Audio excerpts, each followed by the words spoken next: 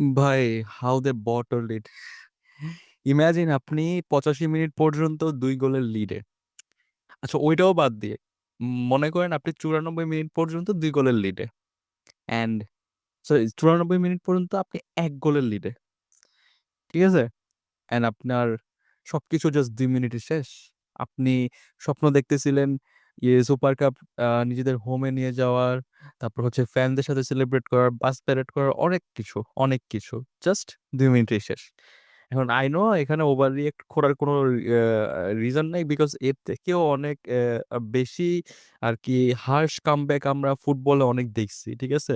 আমি যদি গত সিজনে বার্সেলোনার কথা বলি, বায়ার্নের কথা বলি, দেন হচ্ছে আর কার কার কথা বলবো, ম্যানচেস্টার সিটির কথা বলি, রিয়াল মাদ্রিদের এগেইনস্টে। সো এর থেকেও হার্শ হার্শ কামব্যাক আমরা দেখছি। সো এগুলো নতুন কিছু না। ঠিক আছে, যে আমরা অতিরিক্ত রিয়েক্ট করবো, but let's talk about what actually happen, যে টটেনহাম 85 মিনিট পর্যন্ত নিজেদের লিডটা ধরে রাখার পরও দে অ্যাকচুয়ালি বটল ইট। ঠিক আছে? প্রথমত আহ, আমরা কেউই এক্সপেক্ট করি নাই যে গতকালকে টটেনহাম এত ভালো খেলবে। ঠিক আছে? বিকজ সবাই মনে করছে যে পিএসজি কালকে টটেনহামকে একবারে উড়াই দিবে। ঠিক আছে? সবাই হয়তো গেস করতেছিল মানে স্কোর লাইন কত হইতে পারে পিএসজির পক্ষে। সবাই হয়তো বড় বড় স্কোর লাইনে গেস করতেছিল। আমিও কালকে একটা পোস্টের কমেন্ট সেকশনে, প্রেডিকশন পোস্টের কমেন্ট সেকশনে সবাই দেখতে 4-1, 4-3, আরো অনেক কিছু, 5-5-0, এইসব এইসব আর কি কমেন্ট আসতেছিল যে পিএসজি এত বড় মার্জিনে হারাবে টটেনহামকে। বাট ইভেনচুয়ালি এটা হয় নাই। টটেনহাম উল্টা জেতার পথে আসছিল, বাট আম, ওদের সাথে লাস্ট 10 মিনিটে খুবই ভৌতিক কিছু হয়ে গেছে, যেটা খুবই খুবই স্যাড। ফুটবলে আমি এইসব জিনিস আম, এগুলো এগুলো খুবই স্যাড আর কি, বিকজ আমরা অ্যাজ এ বার্সেলোনা ফ্যান অনেক বেশি হন্ট হয়েছে এইসব মোমেন্টে। আমরা জানি যে কিভাবে কিরকম ফিল হয়। ঠিক আছে? তো একটা জিনিস দেখলাম যে মানুষজন আর কি টটেনহামকে ই করতেছে আর কি, চোকার্স বটলার্স বলে ই করতেছে, খেপাইতেছে। So, আমার একটা কথা হইতেছে, যদি ওরা জিততো তখন বলতো সবাই মিরাকেল। ঠিক আছে? কেউ ক্রেডিট দিত না। এন্ড হারছে, দেন দে আর সেইং যে বটলার্স। ফুটবলে আমি এইসব বিশ্বাস করি না যে বটলার্স বা হচ্ছে আম, বা এই যে এটা কি বলে, প্রথমে কি বললাম যে মিরাকেল বা তুক্কা লেগে জিতে গেছে, এইসব কিছু হয় না ফুটবলে। ঠিক আছে? ফুটবলে আপনি জিতলে নিজের যোগ্যতা জিতবেন, হারলে আপনার ব্যর্থতায় আপনি হারবেন। ঠিক আছে? ওইসব নিয়ে আমি কখনো মাথা ঘামাই না, আমি কখনো বিশ্বাসও করি না যে ওইসব আসলে এক্সিস্ট করে। কিছু মানুষ হয়তো এগুলা বিশ্বাস করে যে বটলার্স এগুলো আছে। ইমাজিন কালকে টটেনহাম জিততো, কেউ ক্রেডিট তখন কেউ ক্রেডিট দিত না, তখন বলতো যে হয়ে গেছে তুক্কা।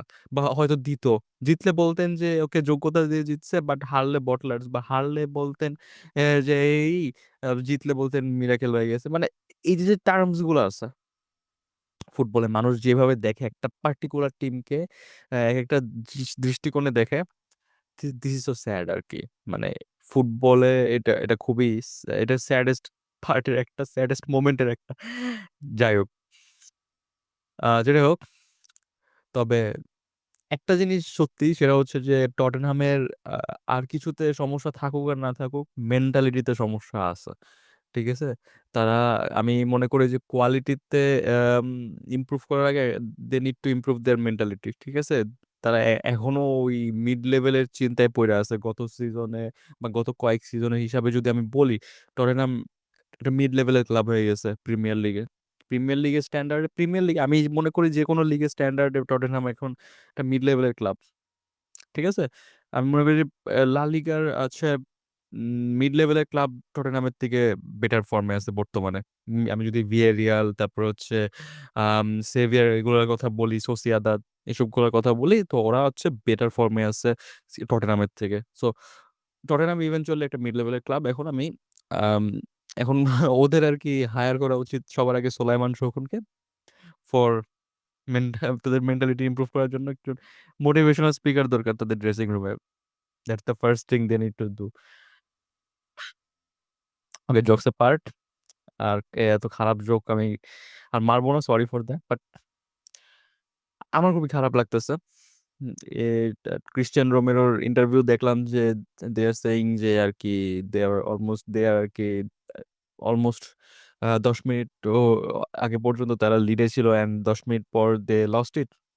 তবে সম্পূর্ণভাবে আমি পিএসজি কে ডিসক্রেডিট করব না। পিএসজি লাস্টের ১৫-২০ মিনিটে একবারে যা দেখাইছে, মানে একবারে তারা নিজেদেরকে যেভাবে চাপাই দিছে টটেনহামের উপর, এইটার একটা ক্রেডিট তাদেরকে দেওয়া লাগে। ডিসপাইট বিং আর কি হিউমিলিয়েটেড বাই 75-80 মিনিটস আর কি তারা লাস্টের দিকে আর কি সেই গার্ডসটা দেখাইছে। That's why they are the European champion, তাই না? সবাই মনে করতেছে পিএসজি এমনি এমনি করে ফেলাইছেন না, they have the qualities and কোয়ালিটির ডিফারেন্স কালকে দেখা গেছে। টটেনহাম লিড নিছে ঠিক আছে প্রথম দিকে, বাট তাদের কোয়ালিটিতে একটা ডিফারেন্স ছিল। পিএসজি প্লেয়াররা বল টাচ করলে একরকম লাগতো, আর টটেনহাম যখন টটেনহামের পায়ে বল ছিল তখন আরেক রকম লাগতো। যদিও তাদের পজিশন এত ছিল না টটেনহামে। আম, প্রথম হাফে মানে 35% পজিশন ছিল, সেকেন্ড হাফেও এত বেশি ছিল না, বাট তারা গোল বের করে নিছে। অ্যান্ড আমি টু বি রিয়েলি অনেস্ট, আমি আর কি উম, থমাস ফ্র্যাঙ্কের আর কি এই যে অ্যারাইভেন্সটা দেখাইলো থমাস ফ্র্যাঙ্ক, আমি খুবই হোপফুল যে he will do something something better than last season. Spurs যে 17th ফিনিশ করছে, 17th না 16 ফিনিশ করছে গত সিজনে প্রিমিয়ার লিগে, এর থেকে অনেক বেটার র্যাঙ্কে আসবে টটেনহাম, আই হোপ। অ্যান্ড তারা তো চ্যাম্পিয়ন্স লিগ খেলবে, আমার মনে হইতেছে যে দে উইল সারপ্রাইজ।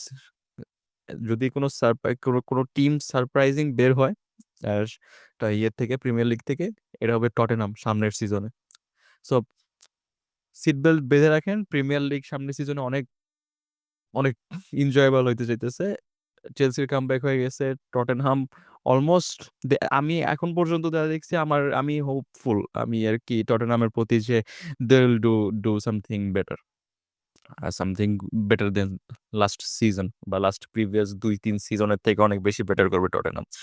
আর আর কি বলবো, হ্যাঁ পিএসজি কে ডিসক্রেডিট করব না, because they deserve it, because they played well in last minute.